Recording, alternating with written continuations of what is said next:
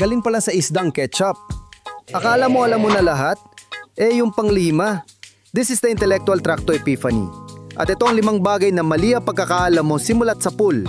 Nauna ang toothpaste sa toothbrush. Bago pa naimbento ang toothbrush, gumamit na ng toothpaste ang mga ancient Egyptians. Gawa sa durot na bato, asin at paminta. High heels? Para sa lalaki yan dati. Nung 1900s, ang mga kalalakihan, lalo na ang mga hari at sundalo, ang nagsusuot ng heels para mukhang mas macho at matangkad sa laban. Ang microwave? Dahil sa tsokolate.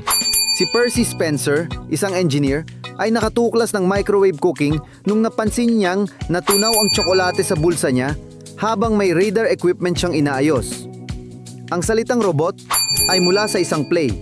Galing sa 1920 Czech play na RUR, Rossum's Universal Robots, ang salitang robot ay galing sa salitang robota na ang ibig sabihin ay forced labor.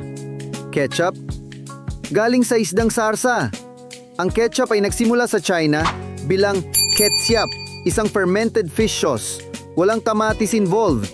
Natala lang sa Europe at doon pa lang nagkaroon ng tomato twist. Like mo na to kung may bago kang natutunan. At syempre, follow and subscribe for more weird, wild and witty facts sa The Intellectual Tract to Epiphany.